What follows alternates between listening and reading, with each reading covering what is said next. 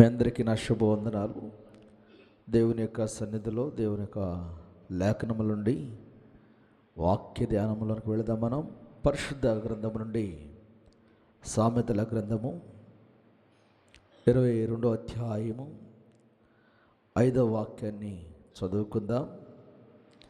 ముండ్లును ఉర్లును మూర్ఖుల మార్గంలో ఉన్నవి, తన్ను కాపాడుకున్నవాడు వాటికి దూరంగా ఉండను. పరిశుద్ధుడ, మహోన్నతుడ, సర్వాధికారి, నీకు స్తోత్రాలు చెల్లిస్తూ ఉన్నాం. లేఖనముల నుండి ప్రభువా నాతో ఉండి నాలో ఉండి మీరు మాట్లాడండి. నా పెదవుల మీరు కాల్చండి, నా నాలుక మీద పరిశుద్ధ ఆత్మగ్ని ఉంచండి. ప్రభువా, వాక్యం చేత ప్రతి బిడ్డ బలపరచబట్టకు, కృప పొందుటకు, గొప్ప నూతన కార్యాలు జరిగించమని యేసు నామములో ప్రార్థిస్తున్నాను. ఆమేన్, ఆమేన్. పరిశుద్ధ గ్రంథంలో మనం చదువుకున్న వాక్యాన్ని చూద్దాం. దేవుని పిల్లరా, ఇక్కడ 3 విషయాలు కనబడుతూ ఉన్నాయి. మనం చాలా సందర్భాల్లో మనిషికి మూర్ఖత్వం తప్ప మరొకటి పని చేయట్లేదు. మూర్ఖత్వం ఎంత ప్రమాదకరం అంటే, వాడు తన ప్రాణానైనా పోగొట్టుకుంటాడు కానీ లోబడడు, సమాధానపడడు, చెప్పే సంగతులు గ్రహించడు. మనిషికి గ్రహింపు చాలా అవసరం. ఇలా గ్రహించకే, ఇలా మూర్ఖత్వం ఉన్నందుకే దేవుని ప్రజలైన ఇశ్రాయేలీయులు చెడిపోయారు. దేవుని మాటను వారు తమకు ఇష్టానుసారంగా దేవుని ఎదుట పాపం చేస్తూ, దేవుని ఎదుట చెడుతనం జరిగిస్తూ వారు వారి ఇష్టం వచ్చినట్టు బ్రతుకుతుంటే దేవుడు ఆ విషయాలు చూసి మనసు నొచ్చుకొని బాధపడుతూ ఉండేవాడు. అయితే అలా జీవిస్తున్న ఇశ్రాయేలీయుల్ని దేవుడు ఏమాత్రం కూడా విడిచిపెట్టలేదు. ఆయన చక్కదిద్దటానికే ప్రయత్నిస్తూ ఉండేవాడు. చక్కని మాటలే తెలియపరుస్తూ ఉండేవాడు. ఈ వాక్యం మీరు చూస్తే 22వ అధ్యాయం 5వ వచనంలో చదవగలిగితే ఇక్కడ చక్కని మాట మాట్లాడుతూ ఉన్నాడు. ఏమని మాట్లాడుతున్నాడు? ఏమని మాట్లాడుతున్నాడు? అయ్యా గట్టిగా చదవయ్యా. ముండ్లును ఉర్లును మూర్ఖుల మార్గములో ఉన్నవి. చూడండి, ఇక్కడ జ్ఞాని అయిన సొలొమోను ద్వారా దేవుడు రాయిస్తున్న ఈ సామెతల్లో మీరు గమనించగలిగితే, మీరు చూడగలిగితే జాగ్రత్తగా ఈ మాటను అండర్లైన్ చేసుకోండి. ఎవరు అటు ఇటు తిరగొద్దు, దిక్కులు చూడొద్దు. వాక్యం చెప్పేటప్పుడు వాక్యం వినండి జాగ్రత్తగా. చూడండి, ఆయన మాట్లాడుతున్న మాట ఏమైందంటే, ముండ్లును ఉర్లును ఒక మార్గంలో ఉన్నాయి. ఏంటంటే ముండ్లు ఉన్నాయంట, ఉర్లు ఉన్నాయంట. ఈ ఎవరి మార్గంలో ఉన్నాయి అని చూస్తే ప్రియులరా, మూర్ఖుల మార్గములో ఉన్నవి. ఈ మూర్ఖుడికి ఎంత చెప్పినా అర్థమైందా చెప్పండి? పొరపాటును కూడా అర్థం కాదు. కృపకు ఆధారమా నీ ప్రేమ నా సొంతమా, కృపకు ఆధారమా నాయడ నీ ప్రేమ ఉన్నతమే, కృపకు ఆధారమా నీ ప్రేమ నాయడ ఉన్నతమే, నీ ప్రేమ నీ ప్రేమ నీ ప్రేమ నీ ప్రేమ, కృపకు ఆధారమా నాయడ నీ ప్రేమ ఉన్నతమే. ఒంటరిగా నేను ఉండగా నీ ప్రేమే నన్ను ఆదరించెను, ఒంటరిగా నేను ఉండగా నీ ప్రేమే నన్ను ఆదరించెను, నీ ప్రేమే నన్ను ఆదరించెను, నీ ప్రేమే నన్ను ఆదరించెను, ఆదరించెను నీ ప్రేమే, ఆదరించెను నీ ప్రేమే. దేవుని పిల్లరా, దైవ జ్ఞానముతో ఉన్న ఈ వ్యక్తి దైవిక సంబంధమైన జ్ఞానంతో ఆయన చెబుతున్నమాట, ముండ్లును ఉర్లును మంచివాడు మార్గులు ఉన్నాయా? ఒక వ్యక్తి తన జీవితాన్ని ఎలా పాడు చేసుకుంటున్నాడో పరిశుద్ధ గ్రంథంలో దేవుడు ఈరోజు మనతో మాట్లాడుతున్న మాట, ముండ్లు ఉర్లును మూర్ఖుల మార్గంలో ఉన్నవి. ఈ మూర్ఖుడు ఎలాగుంటాడో మీకు చూపిస్తా. మూర్ఖుడు దైవాభిషేకం కలిగి దేవుని ఆత్మతో నింపబడి దేవుని శక్తితో నింపబడి అతడు తన జీవితంలో తల్లిదండ్రులకు వాగ్దానం చేత భూమి మీదకి పంపబడిన వాడు అయ్యుండి, తల్లిదండ్రులతో దేవుడు చెప్పిన మాట ఏంటంటే, వీడు బ్రతికున్నంతకాలం వీడి తల మీద మంగళ కత్తి వేయకూడదు, వీడు నాజీరు చేయబడిన వాడు నా కొరకు, ఇతను నేను ప్రతిష్ఠించుకుంటున్నాను, ఇతడు నాకు కావలసిన వాడు, కాబట్టి ఇతన్ని మీరు చాలా జాగ్రత్తగా దైవభక్తిగా పెంచండి అని తల్లిదండ్రులతో దేవుడు చెప్పాడు. తల్లిదండ్రులతో దేవుడు చెప్పినప్పుడు ఆ తల్లిదండ్రులు అలాగే పెంచుతూ ఉన్నారు. అలాగే పెంచుతుంటే ఒకరోజు ఇతడు యవన కాలంలోకి వచ్చిన తర్వాత యవన బలాన్ని బట్టి అటు ఇటు పోతూ ఉన్నాడు, అటు ఇటు తిరుగుతూ ఉన్నాడు. ఎందుకో తెలియదు కానీ ఫిలిస్తీన్ల దగ్గరికి వెళ్ళినప్పుడు ఆ ఫిలిస్తీన్లో ఒక అందమైన వ్యక్తిని చూశాడు. ఆ ఫిలిస్తీన్లో ఒక అందమైన వ్యక్తిని చూసినప్పుడు, యవనస్తులు కదండి, ఊరుకుంటారు యవనస్తులు, ఎవడి కన్ను చెడిపోకుండా ఉంటుంది, ఎవడికన్ను చెడిపోకుంటుంది, ప్రతి వాడి కన్ను చెడిపోతూ ఉంటుంది, ఆశపడుతూ ఉంటుంది. కళ్ళు ఆశపడి ఆశిస్తూ ఉంటాయి. కళ్ళతో చూడగానే ఈ వ్యక్తి అయితే నాకు సరిపోతాడు, ఈ వ్యక్తి అయితే నాకు సరిపోయిద్ది, పై రూపాన్ని చూసి ఆకర్షించబడతారు కొందరు కదా. కొందరు ఏం చేస్తారు, పై రూపాన్ని చూసి ఆకర్షించబడతారు, కానీ అక్కడ ముండ్లు ఉన్నాయని, అక్కడ ఉర్లు ఉన్నాయని వీడికి అర్థం కాదు, ఆమెకు అర్థం కాదు.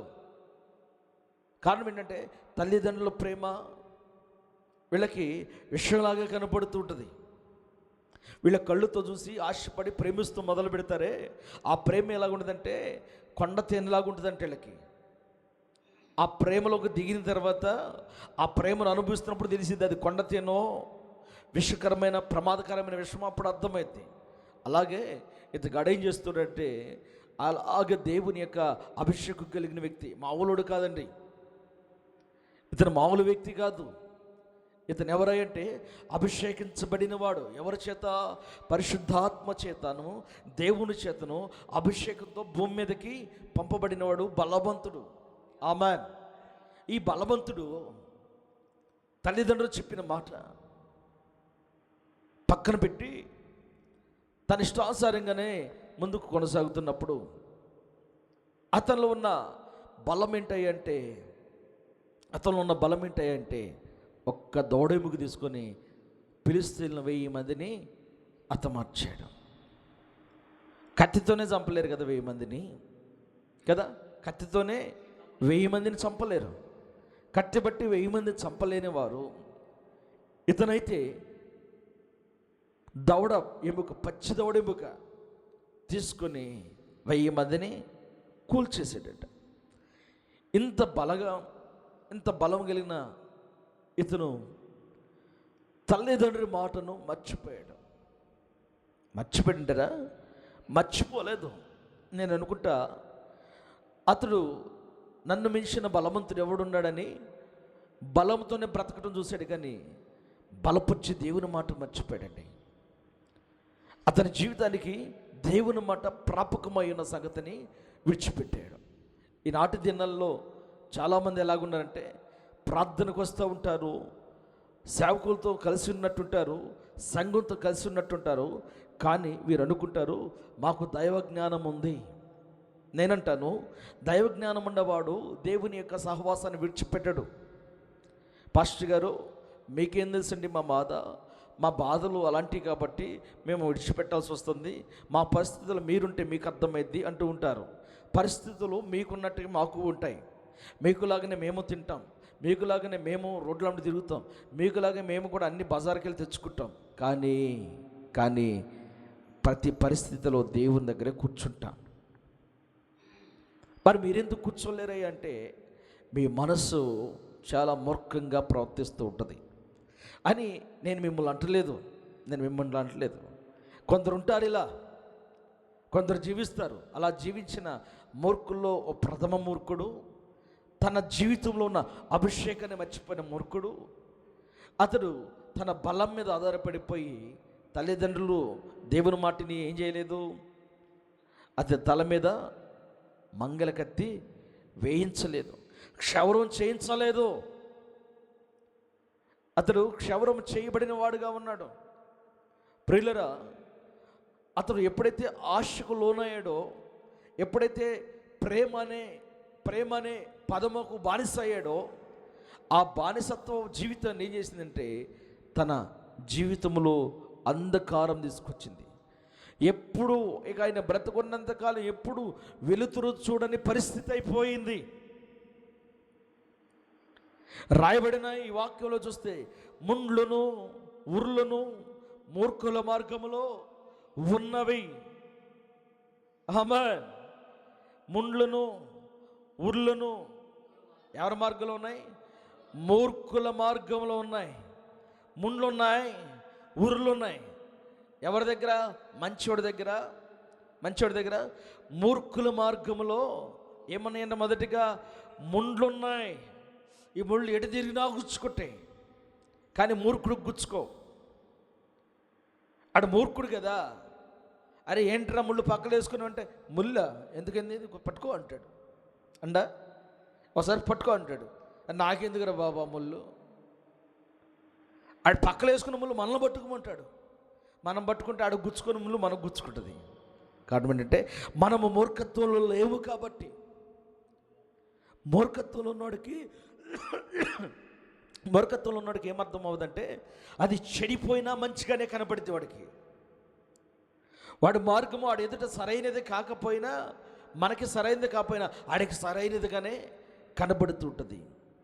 దేవుని పిల్లరా, దేవుని యొక్క సన్నిధి మనము అనుభవిస్తూ ఉండాలి, ఆయన వెలుగును అనుభవిస్తూ ఉండాలి. మనము మూర్ఖత్వము కలిగిన ఆలోచన చేస్తే మనం ఏమైపోతామంటే పాడైపోతూ ఉంటాం. మూర్ఖుడు పాడైపోవటానికి కారణం ఏంటంటే వాడు త్రోవలు ఏమన్నాయంట, ముందుగా ముండ్లు ఉన్నాయట. ఈ ముళ్ళు విషపరితమైన ముళ్ళు కావచ్చు, ప్రాణాన్ని తీసే ముళ్ళు కావచ్చు, నేను నాశనపరిచే ముళ్ళు కావచ్చు, నీ కుటుంబాన్ని అవమానపరిచే ముళ్ళు అవ్వచ్చు, నీ జీవితాన్ని నడి రోడ్డు మీదకి లాక్కొచ్చే ముళ్ళు అవ్వచ్చు, నీ కుటుంబాన్ని నీకు దూరం చేసే ముళ్ళు కావచ్చు, నీ జీవితాన్ని ఆత్మీయస్థితికి దూరం చేసే ముళ్ళు కావచ్చు. ఇలా చెప్పుకుంటూ పోతే ముళ్ళలో ఇన్ని రకాలు ఉన్నాయి. విషపరితమైన ముళ్ళు ఉన్నాయి. ఒక్కొక్క మనిషి మాట బాణంలాగా గుచ్చుకుంటుంది. ఒక్కొక్క మనిషి మాట మన హృదయాన్ని బద్దలు చేస్తుంటుంది. పగిలిపోయిందిరా ఆడి మాట అంటే, నా మనసు ఇరిగిపోయిందిరా అంటూ ఉంటారు. ఈ ముండ్లు నీ జీవితాన్ని పాడు చేస్తున్నాయి.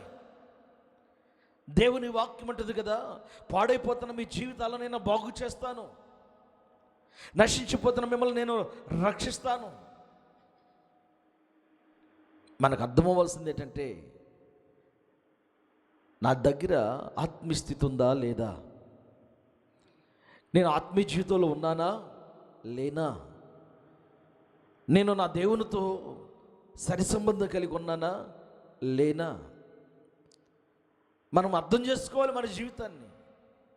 పక్కింటోడు చెప్పడు, ఎదిరింటోడు చెప్పడు, వెనకింటోడు చెప్పడు. మన మూర్ఖత్వమే మనల్ని పాడు చేస్తూ ఉంది. ఈ మూర్ఖుడికి ఏం అర్థం కాలేదంటే, తన కనులతో ఆశించిన ఆ ఫిలిష్తీ స్త్రీని చూసి ఈ మూర్ఖుడు ఏం చేస్తున్నాడంటే తన ఆత్మీయ స్థితిని మర్చిపోయాడు. శాంసన్ తన ఆత్మీయ జీవితాన్ని మర్చిపోయాడు. తన వ్యక్తిగత ప్రార్థన జీవితాన్ని మర్చిపోయాడు. అతను ఆత్మీయంగా ఎంత బలవంతుడో, అతనిలో పనిచేస్తున్న పరిశుద్ధాత్మ శక్తిని మర్చిపోయాడు. మర్చిపోయి తన కన్నులతో ఆశించిన ఆ అందానికి బానిసైపోయి ఇక ఆయన త్రోవలో ముళ్ళు పడిన సంగతే మర్చిపోయాడండి. ఆయన త్రోవలో ఏమండి?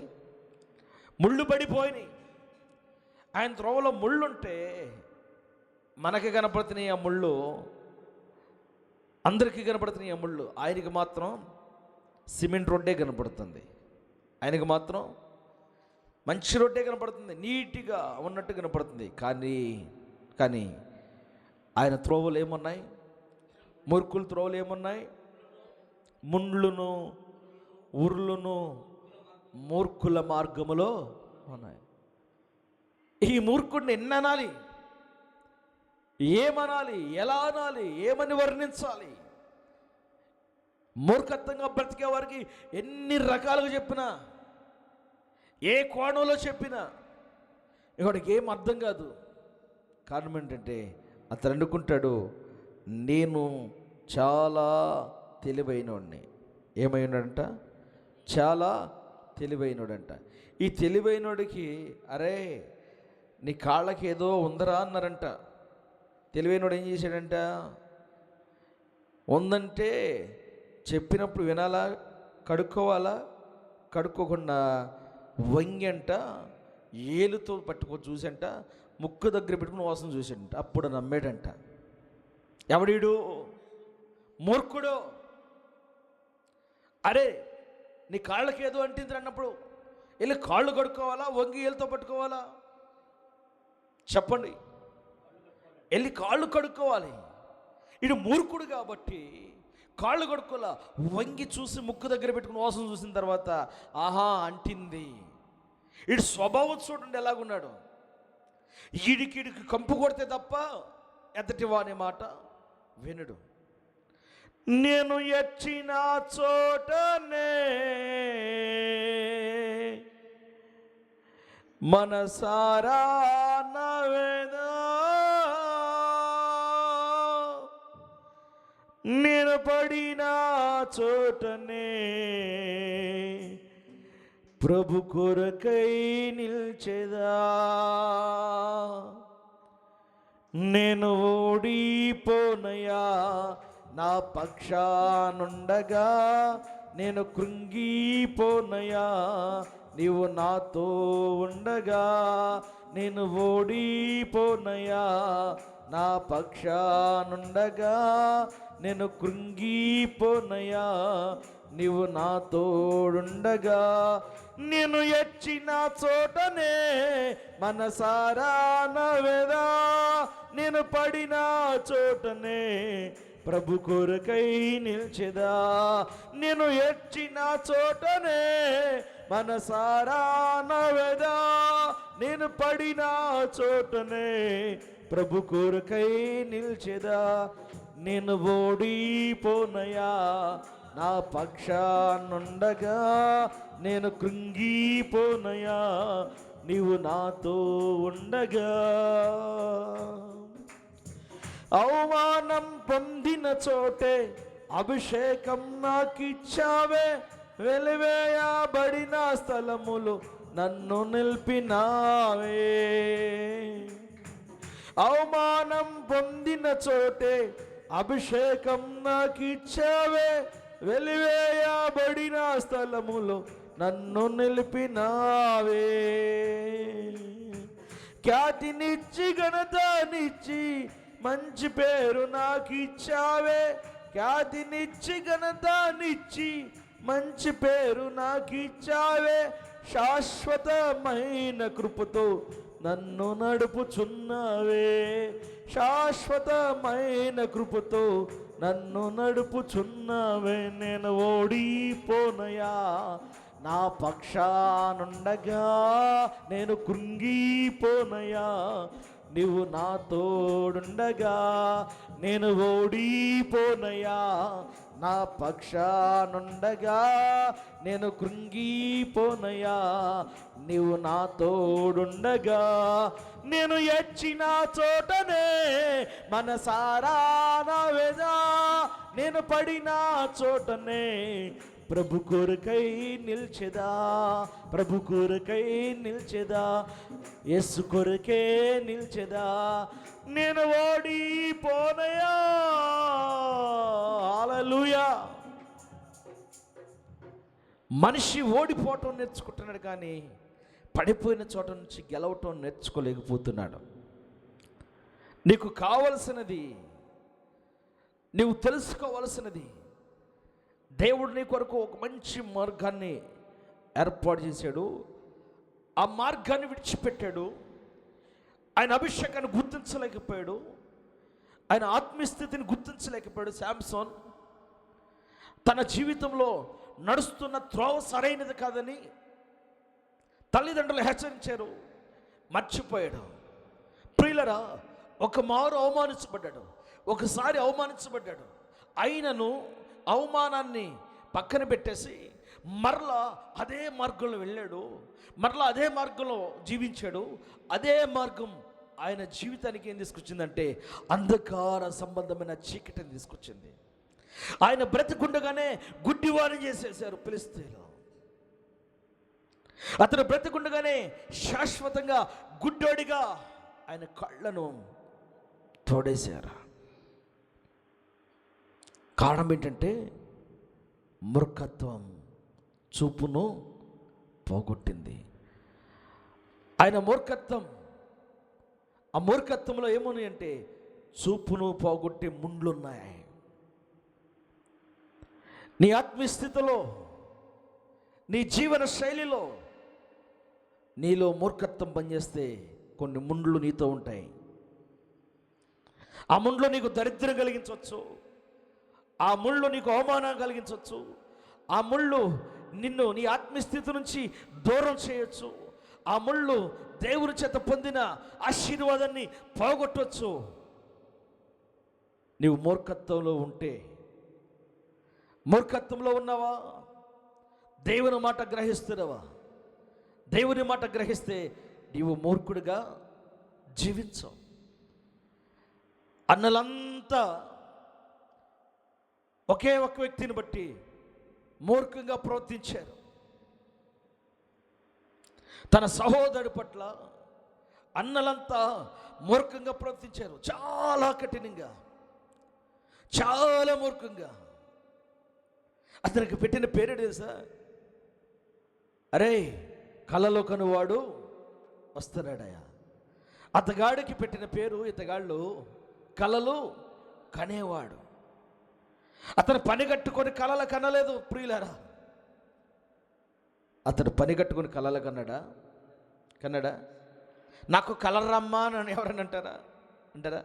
కళ వచ్చిన తర్వాత కలవరపడేవారు చాలామంది ఉంటారు. కొంతమందికి అసలు కలవరం ఉండదు, పాడు ఉండదు. అలా బతుకు ఏంటంటే రోడ్డు మీద తిరిగే బ్రతుకు. కొందరు ఉంటారు, ప్రార్థనే లోకమే, ప్రార్థనే ఏ లోక సంబంధమైన కొరకు ఎంపర్లాడిపోతూ ఉంటారు. నేను ఎలా చెప్తున్నాను, మీరు ఎవరు బాధపడబాకండి. దేవుని పిల్లలు లోక సంబంధమైన ఆశల మీద ఆరాటపడకూడదండి.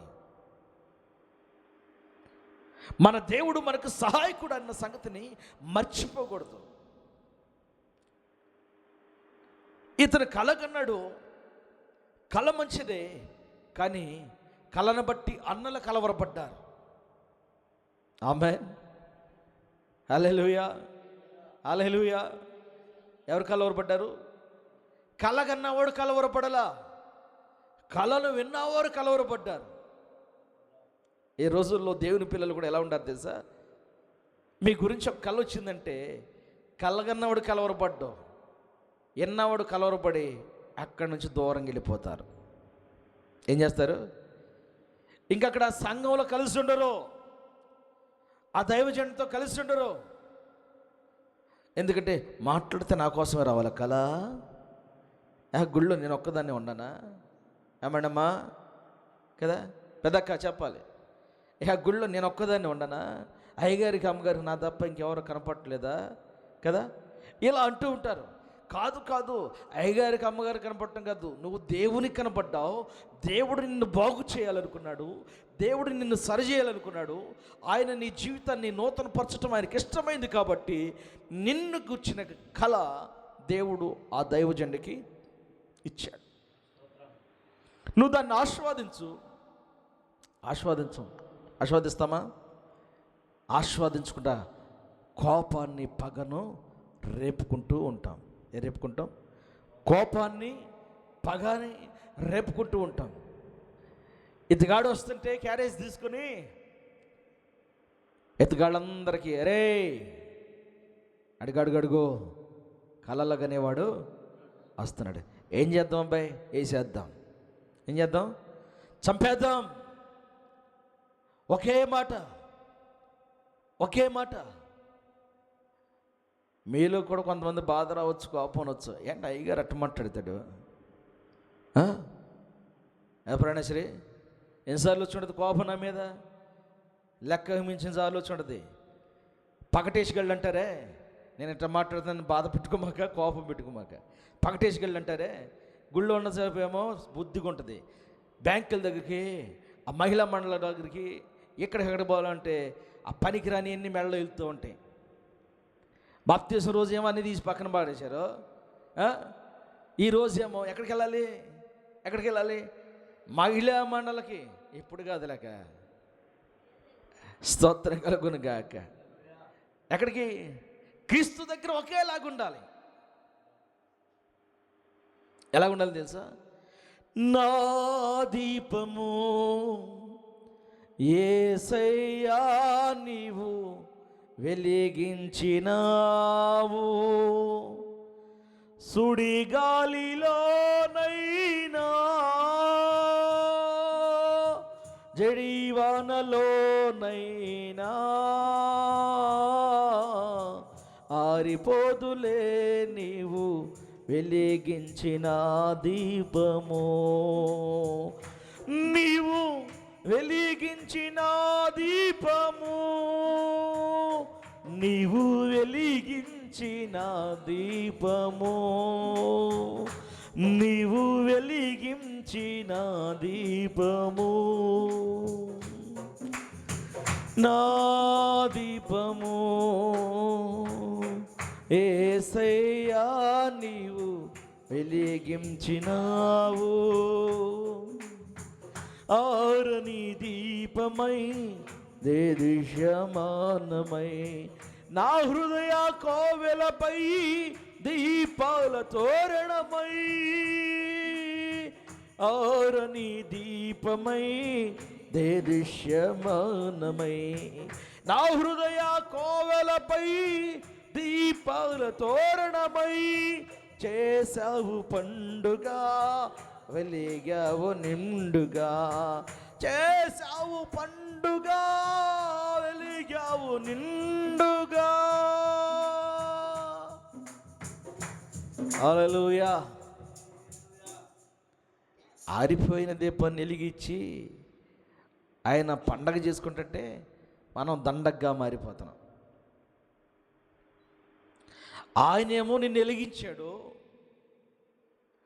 ఆయన నిన్ను ప్రకాశింపజేస్తున్నాడు. అయ్యో నీ వెలుగు నాకు వద్దులే బాబా. ఏమొద్దు బాబో? అడుక్కునే వాళ్ళు అడుగుతారు, బాబా బాబా బాబా బాబుగారు బాబుగారు అమ్మగారు అమ్మగారు. ఏమా వందనాలు, బాగున్నారా?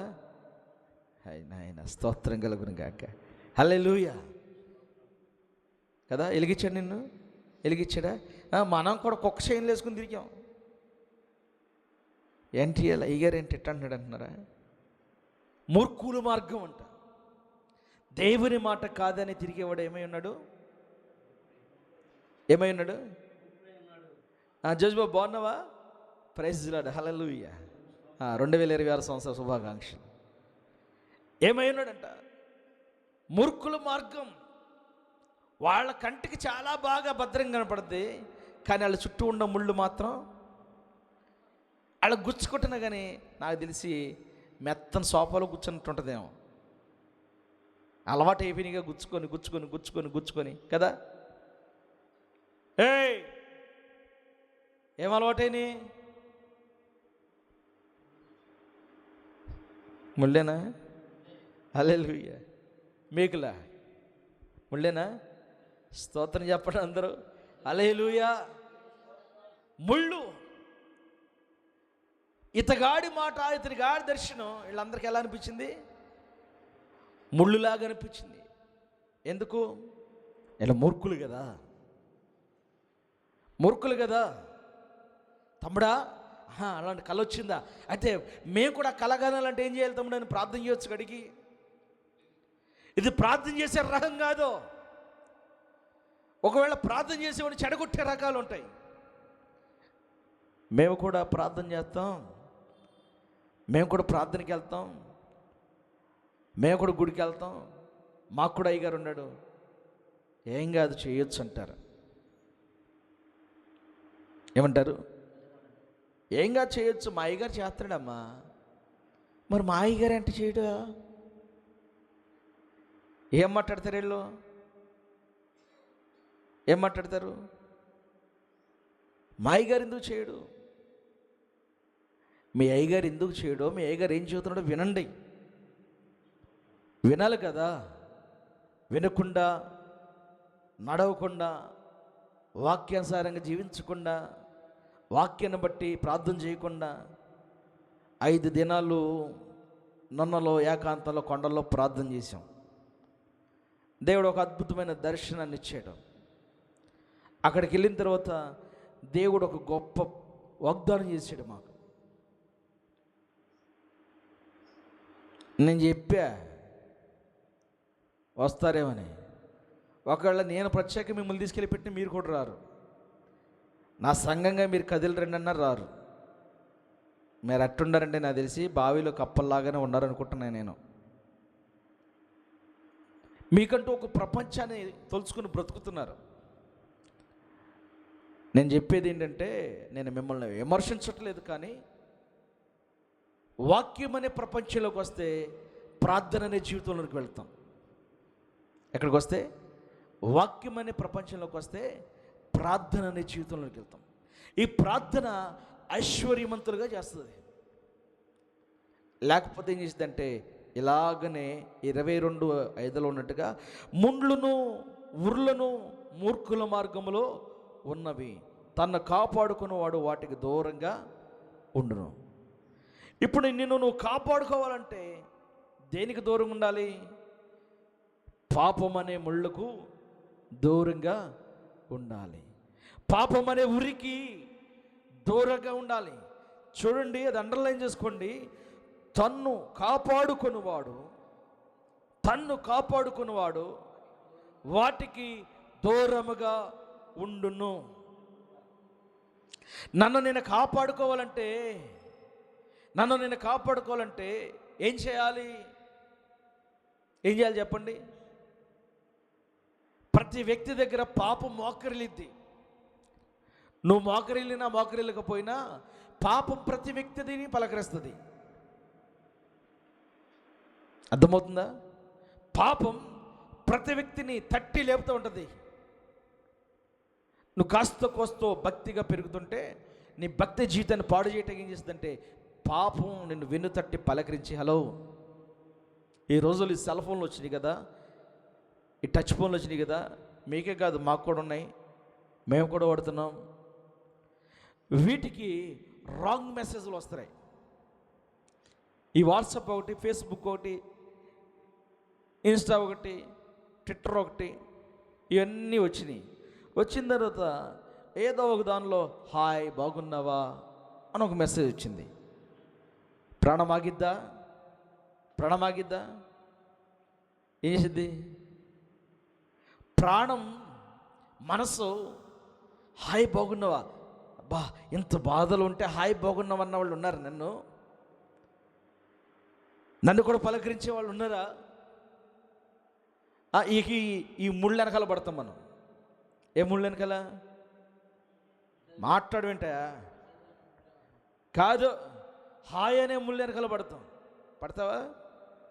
నిన్నంట్లా పడతావా లేదా? పడవంట నువ్వు, నీ సోది. దేని వెనకాల పడతారు? హాయ్ అనే ముళ్ళు వెనకాల. అసలు ఆ ముళ్ళు ఎక్కడి నుంచి వచ్చిందో, ఎక్కడి నుంచి వస్తా నీకెందుకు? అగ్గిపొలు గీసి అంటే ఇరదు, ఇరిసేసి పక్కన బారేయరదు. అబ్బే మాకు కుదరదు. ఈ ముళ్ళు తెలుసుకోవాలి. ఏం తెలుసుకోవాలి? తెలుసుకోవాల్సిందే. అది నాకు గుచ్చుకునేదాకా. ఎక్కడ బతుకులో దిగబడి నా బ్రతుకు అవమానమయ్యేదాకా ఆ ముళ్ళు కొరకు నేను పరిగెత్తాలి.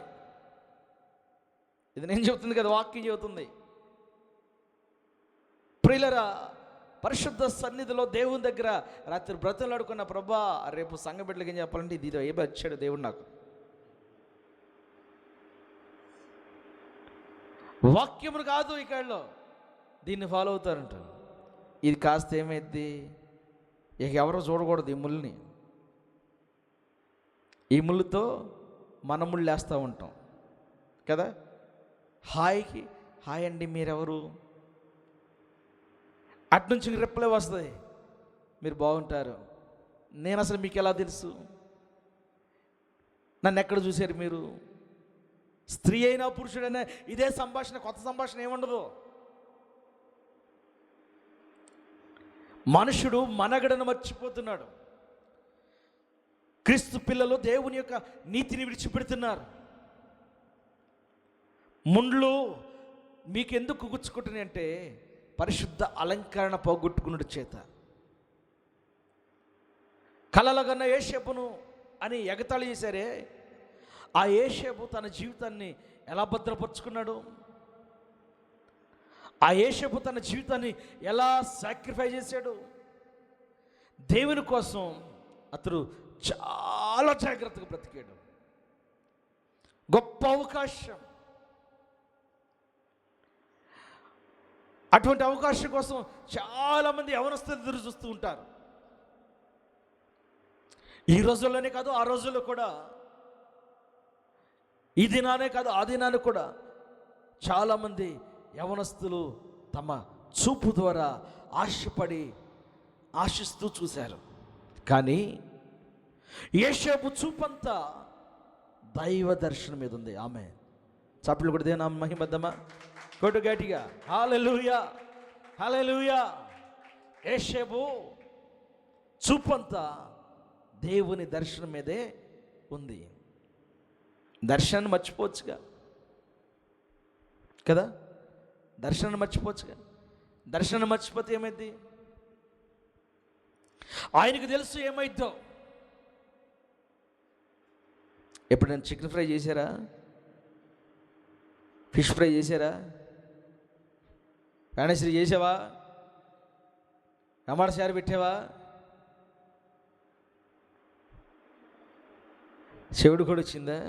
హల్లెలూయా. అక్కడ ఫ్రై మాత్రమే ఉంటుంది, చారు ఉండదు. రసం ఉండదు అక్కడ. ఉంటుందా? ఎన్ని రకాల జాయింట్లు లేపుతాం.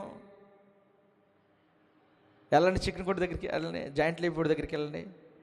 బాడీ ఏమంటారా, రెక్క ఏమంటారా, జాయింట్ ఏమంటారా అని అడుగుతారు. వీళ్ళకి ఏమో అర్థం కాదు కొందరికి. ఆడు ఏపీ సేలోపోతే మళ్ళీ ప్యాక్ చేసుకొని భద్రం తీసుకొచ్చి ఫ్రిడ్జ్లో పెట్టి మళ్ళా మరుసటి రోజు వెళ్ళి ఆ రోజు సేల్ అయిపోయినా కదా, సేల్ అయ్యేదాకా దాన్ని బతికేంటి? నూనెలో వేగటమే. నేను అంటాను, ఇక్కడ ఏగి అక్కడ కూడా ఏగటం ఎందుకు? ఇక్కడ ఒక్కసారి మన పొరపాటున దొరికితే లైఫ్ లాంగ్ ఏపుతూనే ఉంటారు. భర్తను భార్య ఏపిద్ది, భార్యని భర్త ఏపుతూ ఉంటాడు.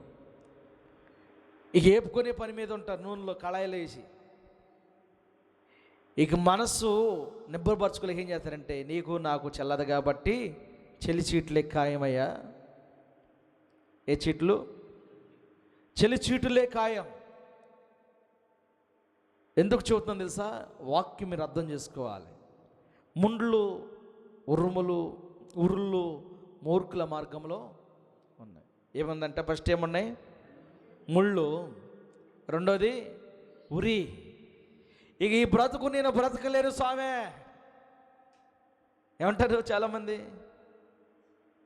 ఏమంటారు? మా ప్రాణేశ్వరికి వాళ్ళు కోపం వచ్చినా ఇవాళ మా ప్రాణేశ్వరి నాకు ఈసారి మళ్ళా లోక సంబంధం వేషధారిని జీవితంలోకి రాకూడదు. ఏరకూడదు. ప్రభు దగ్గర ఒకలాగా పాస్టర్ గారు చూడట్లేదు, ప్రభు చూస్తున్నాడు. హల్లెలూయా. మనం ఎప్పుడైతే సమర్పణ కలిగిన వారుగా ఉన్నామో, సంసోను జీవితం ఏంటి? అతడు దేవునికి సమర్పించబడిన కుమారుడు. ఆమేన్. నీటి బాప్తిస్మం చేత నువ్వు రక్షించబడిన తర్వాత నీది సమర్పణ కలిగిన జీవితం. ఈ జీవితాన్ని భద్రపరచుకోవాలి. సంసోను భద్రపరచుకోలేకపోయాడు. అతని కండ్లలో ఏం గుచ్చుకున్నాయి? ఏం గుచ్చుకుని చెప్పండి? ముళ్ళు గుచ్చుకొని, ఫిలిష్తీయుల ముళ్ళు గుచ్చుకొని ఫిలిష్తీయుల కళ్ళు తోడేశారు. ఎర్రగా చూలగాల్చి తన కళ్ళని పొడిచేశారు. ఎంత అల్లాడిపోయి ఉంటాడు. మన పిల్లలను కొడుతూ ఉంటాం. చేస్తావా వెళ్తావా, చేస్తావా వెళ్తావా. కొట్టేటప్పుడు ఇయ్యే అంటారు తల్లిదండ్రులు. వాళ్ళు అంటారు, అమ్మో నానో నేను వెళ్ళనాను, అమ్మో సమ్మకి నేను వెళ్ళను. ఏమ్మా మణిమ గారు కొట్టేవి ఎప్పుడన్నా? వేసావు గట్టిగా? స్తోత్రం కలిగాక. దేంతో? లబ్బర్ కర్లేనా? హల్లెలూయా. నాకు ఫోన్ చేసే పని మంచి పాలు తడి తెచ్చిచ్చేవాడిని. తెలియదంటావా? స్తోత్రం కలిగా. ఎందుకు మన పిల్లల్ని మనం అలా గద్దిస్తుంటే, క్రమశిక్షణలో ఉండాలి. నా పిల్లలు నాకు మంచి పేరు తేవాలి. ఇది ప్రతి తల్లిదండ్రుల తాపత్రయం. దేవుడు కూడా నీ పట్ల అదే ఆశ కలిగి ఉన్నాడు. ఇక్కడ పాపంతో జీవించి పట్టబడి అవమానించబడి ఉర్రేసుకుని చచ్చిపోయే కన్నా కింద మాట ఉంటుంది చూడండి, తన్ను కాపాడుకున్న వాడు వాటికి దూరంగా నన్ను నేను కాపాడుకుంటే దేనికి దూరంగా ఉంటాను? ముళ్ళకు దూరంగా ఉంటాను, ఉరితాడికి దూరంగా ఉంటాను. ఇప్పుడు మా బ్రదరు యేషేబు గారు ఏం చేశాడు? మా అన్నయ్యలే. తెలుసా మీకు? తెలుసా? నువ్వు ఎప్పుడు చూసావు? స్తోత్రం కలుగుగాక. యేషేబు ఎవరు? ఏమ్మా మా అన్నయ్యనా? ఆంజుడు ఏం చెబితే ఏమవుతుంది? హల్లెలూయా. యేషేబు ఎవరు? మా బ్రదరే, మనందరికి సహోదరుడేనండి. ఆమె నా ఒక్కడికి కాదు, మనందరికీ ఆయన మనకి మార్గదర్శిగా ఉండాలి. యేషేబుకి బంపర్ ఆఫర్ వచ్చింది, గొప్ప ఆఫరు. అజోజే ఎటువంటి ఆఫరు? యవనస్తులు ఏదైతే కోరుకుంటారో అటువంటి ఆఫర్ వచ్చింది. లోబడ్డా? మా దేవత నీకోసం చూస్తున్నా అన్నాడా? ఏం మాట్లాడలా. దూరంగా పారిపోయాడంట. బహుదూరంగా పారిపోయాడు. పారిపోతే ఈమె కడుపు మండి, రాజా ఈ యవనస్తుడు నన్ను అవమానపరిచాడు. అతను అవమానపరిచేవాడో కానోడో నాకు తెలుసులేమ్మా. నేనే అతని ఇంటి మీద అధిపతిగా నియమించాను. ఒక వ్యక్తిని మనం అధిపతిగా నియమిస్తుంటే అన్నీ తెలుసుకొనే. అయితే ప్రియులరా, యేషేబు తన మార్గంలో ఉన్న ముళ్ళు తప్పించుకున్నాడు. పాపం అనే ముళ్ళు తప్పించుకున్నాడు. పాపము నుండి వచ్చే ఉరిని తప్పించుకున్నాడు. సంసోను పాపం అనే ముళ్ళు తప్పించుకోలేకపోయాడు. పాపం నుంచి వచ్చే ఉరితాడును తప్పించుకోలేరు. మూర్ఖత్వం. ఇతరులోనేమో ఆత్మీయ జీవితం ఉంది, ఇతరులోనేమో మూర్ఖత్వం ఉంది. మరి మన పరిస్థితి చాలా సందర్భాల్లో, ఒకవేళ మీకు చక్కని వాక్యం చెబుతున్నప్పుడు మీ హృదయాలు గాయమైతే నేను మిమ్మల్ని క్షమాపణ అడగను, అవసరం కూడా లేదు నాకు. మనం ఎలా సరి చేసుకోవాలి? ఈ వాక్యాన్ని బట్టి జీవితాన్ని సరిదిద్దుకోవాలి. అడ్రస్ రాస్తూ ఉన్నాం, ఒక లెటర్ మీద అడ్రస్ రాస్తూ ఉన్నాం, పొరపాటున అడ్రస్ తప్పు రాసాం. అన్నీ మనం ఒకసారి జాగ్రత్త చూసుకున్నాం. అడ్రస్ తప్పు రాస్తే ఏం చేస్తా వెంటనే పెన్సిల్తో రాస్తే ఎరేజర్తో తుడిపితే పోయిద్ది, పెన్నుతో రాస్తే పోదు. అప్పుడు వైట్నర్ తెచ్చి అడ్రస్ మొత్తం తప్పే రాస్తే వైట్నర్ కూడా పనికొస్తుందా? అప్పుడు మళ్ళీ ఏం చేయాలి? మళ్ళా వేరే షీట్ తెచ్చి ఫిలప్ చేయాలి. ఫిలప్ చేస్తే ఈలోపు టైం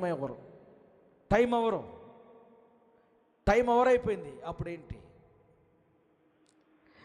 గేట్లు క్లోజ్ అయిపోయినాయి. నువ్వు రాసే అడ్రస్ సరిగ్గా లేకపోతే నీ ముందే గేటు వేయబడింది. అలాగే నీ ఆత్మస్థితిలో నువ్వు సరిగ్గా లేకపోతే నీవు పరలోకపు గుమ్మములో అడుగు పెట్టలేవు. మనం ఇక్కడ కాదు నిశ్చలమైన జీవితం జీవించడానికి, అక్కడుందే మనకు నిశ్చలమైన జీవితం. పరిశుద్ధ అలంకరణ మనలో ప్రకాశించాలి. భూలోకంలో యేషేబు జీవితంలో పరిశుద్ధ అలంకరణ ఫలింప చేయబడింది. ఆయన పరిశుద్ధ అలంకరణ చేత అలంకరించబడ్డాడు.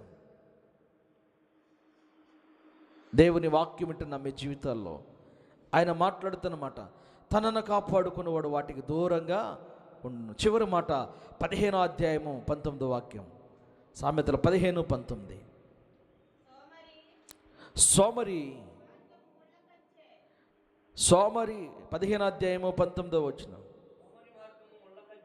సోమరి మార్గము ముళ్ళ కంచె, యథార్థవంతుల త్రోవ రాజ్యమార్గం. చూడండి ఎంత అద్భుతమైన మాట. సోమరి మార్గము ముళ్ళ కంచె, యథార్థవంతుల త్రోవ రాజ్యమార్గం. ఇది ఎవడికి భయపడడు. భయపడ్డదా? ఎవరికి భయపడ్డండి. కారణం ఏంటంటే నా యథార్థత నాకు తెలుసండి. ఏంట్రా ఈ అబ్బాయి ఇంత ఉంటాడంతే. సోమరి ఏం చేస్తాడు? పడుకొని ఎక్కడ తేరగొత్తుందో తింటాకెళ్తాడు. వారం అంతా ఒక లిస్ట్ రాసుకుంటాడంట. ఈరోజు జోజిని పలకరిస్తే ఒక కాఫీ వస్తుంది, రేపు రత్నకుమారిని పలకరిస్తే టిఫిన్ వస్తుంది, ఎల్లుండి డేవిడ్ని పలకరిస్తే భోజనం వస్తుంది. లిస్టు తయారు చేసుకుంటారు. కానీ ఇది ముళ్ళ కంచెని అర్థం కావట్లా. అర్థమవుతుందా? సోమరితనంలో ఏమర్థం కావట్లా? సోమరి మార్గము ముళ్ళ కంచె. ఒకరోజు బాగానే ఉంటుంది, 2 రోజులు బాగా, 3వ రోజు ఏమంటారు? ఏంటి అయ్యగారు పద్దాకు వస్తాడు ఇంటికి? లేదా అయ్యగారు మేము అట్ట అనుకోండి అయ్యగారు అంటారు. కానీ అనుకుంటారు, అయ్యగారు మీరు వచ్చి నాకు పక్కింటోళ్ళు ఎట్లా అనుకుంటున్నారండి? ఏంటోళ్ళు మనక ఏంటోళ్ళు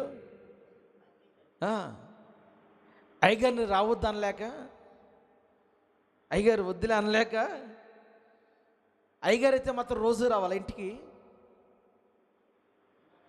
డేవిడ్ గారు ఉన్నారు లేదు? ఈ రకం ఉన్నారు.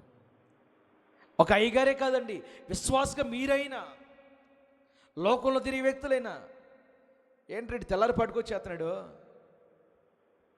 అంటారు లేదా? అంటారు. మన ఇల్లు మన నడక యేసుతోనే ఉండాలి. హల్లెలూయా. మనం ఆయన మార్గంలో నడుస్తూ ఉండాలి. ఆయన మార్గంలో ఏముంది? సత్యము, జీవము ఉంది. హల్లెలూయా. నేనే మార్గం, నేనే సత్యం, నేనే జీవం. ఆ మార్గంలో మరణము లేదు. యేసయ్య మార్గంలో సత్యమే ఉంది. యేసయ్య మార్గంలో మరణం లేదు, అక్కడ జీవం మాత్రమే ఉంది. మనుషుల మాట కొందరు భరించలేక ఉర్రి పెట్టుకుని చచ్చిపోతున్నారు. కొందరు నీ గురించి ఒక మాట తెలిసింది చెప్పనా పిల్లలు ఇదిగో చాక్లెట్ అని ఊరిస్తారు కదా, ఊరిస్తారులే.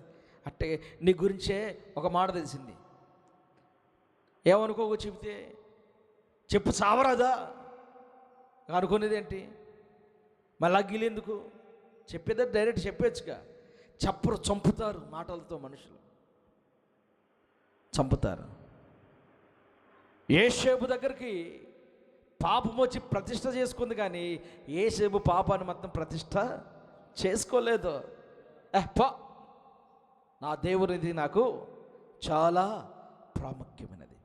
దేవుని అభిషేకం ప్రాముఖ్యమైనది. మనకి దేవుని అభిషేకము ప్రాముఖ్యమైనది. దేవుడు ఈ మాటలు తన వెనుకల్లో దీవించునుగాక. ఆమేన్, ఆమేన్.